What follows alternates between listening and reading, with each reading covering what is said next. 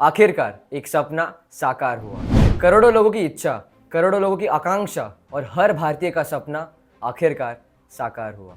This is how one of the largest temple of the world is made.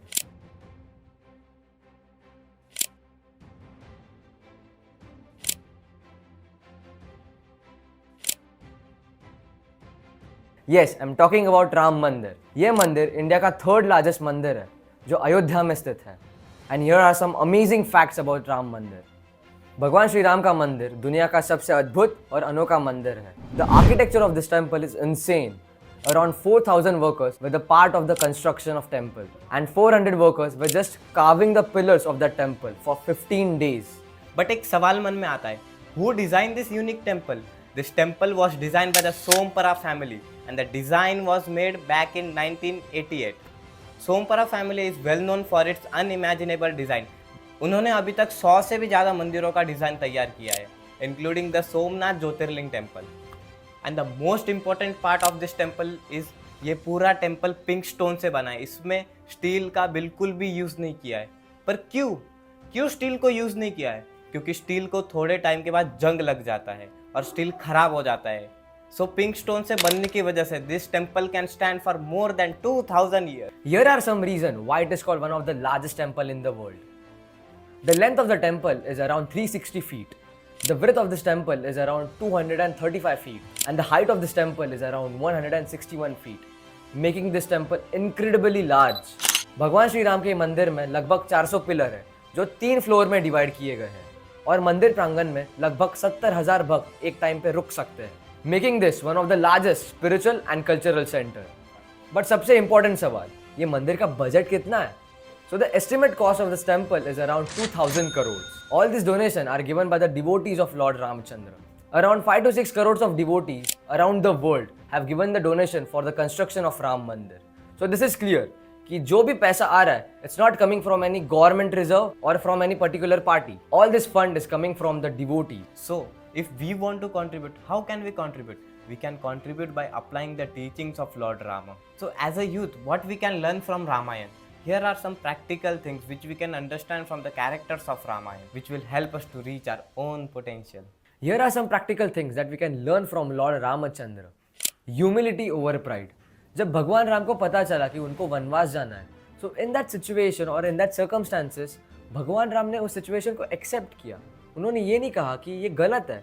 I am able to become king and I am capable to become king. Instead, he accepted a situation with humility and respected the instruction of his father. This is the one of the practical things that we should apply in our life. Compassionate leadership.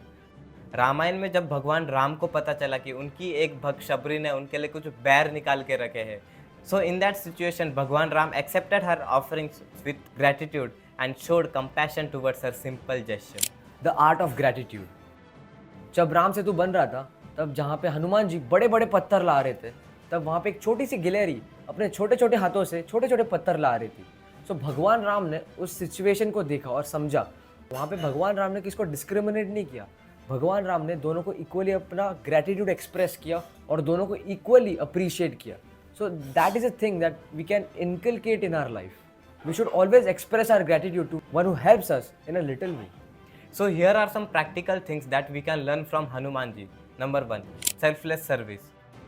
जब भी भगवान राम को मदद चाहिए होती थी, चाहे वो लक्ष्मण के लिए संजीवनी पर्वत लाना हो या फिर कहीं दूर माँ सीता को ढूंढने जाना हो, तब हनुमान जी हमेशा तैयार होते थे. और इस चीज़ के लिए वो कोई रिकॉग्निशन नहीं मांगते थे, वो बस अपने प्रभु श्री राम की सेवा करना चाहते थे. Mastering skills. You know, Hanuman ji is a superhero who have every skill and is a master of every skill. It is said in Hanuman Chalisa, Ashta Siddhi Navanidhi ke data, Uswara Deen Janaki Mata. He is a master of 8 siddhis and 9 nidhis. You know, this is something that we can learn, that everyone have that potency to do something. But sometimes we are unaware of ourselves. We just have to find our own potency. Overcoming our ego. Despite having so many great skills and so many superpowers, Hanumanji was very humble. He always used to think that he is only a servant of Lord Ramchandra, and he never carried ego and arrogance with him. Even if we achieve something big, we should always stay humble and never carry ego or arrogance with us. Devotion. The most important and the best part. Hanumanji have everything what a person want in his life, Like Hanumanji, if he desire anything, it will get fulfilled in seconds. But still, you know what Hanumanji is trying to tell us?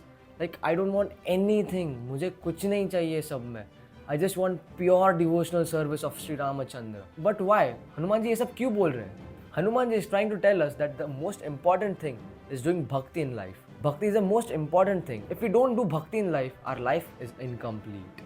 Here are some practical things which we can learn from Lakshman. Determination. जब तीनों वनवास चले गए थे 14 साल के लिए, तब लक्ष्मण जी पूरे 14 साल नहीं सोए थे. He was so determined that कि मैं ये पूरे 14 साल नहीं सोऊंगा and I will only serve Lord Shri Ram. Living the comfort zone for higher cause. You know, this is the most difficult thing that we are not able to do. In Ramayan, जब भगवान श्री राम को 14 साल का वनवास मिला, in that moment, Lakshman ji had a choice कि वो आराम से महल में बैठते थे अपने comfort zone में. But still he refused the comfort zone and he accepted the austerity with Lord Sri Ramachandra. This is the thing that we can learn, like living the comfort zone for greater cause.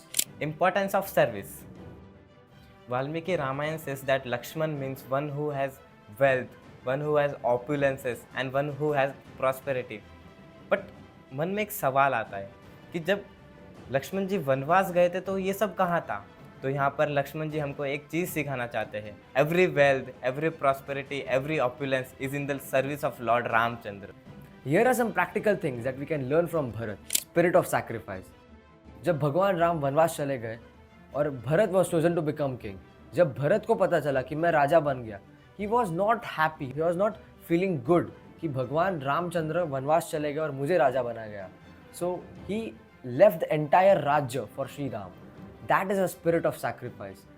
Humility in leadership. जब भरत को पता चला कि वह राजा है और भगवान राम वनवास चले गए, तो वो भागते भागते वन में गए प्रभु श्री राम के पास और उन्होंने उनसे पूछा कि आप चलिए वापस अयोध्या, आपको राजगद्दी पे बैठना है. तो भगवान राम उनको बोले कि नहीं, मैं नहीं आऊँगा, मैं अपना 14 साल का वनवास पूरा करके ही आऊँगा. तो पता है उधर भरत क्या बोले उनको? भरत उनको बोले कि मैं आपके पादुका यहाँ से लेके जाऊँगा और उनको सिंहासन पे रखूँगा और पादुका के नीचे मैं खुद बैठूँगा. So this is humility in leadership. If you like this video और आपको लगा कि इस वीडियो से हमें कुछ सीखने को मिलता है, तो please like, share and subscribe. Until then, जय श्री राम.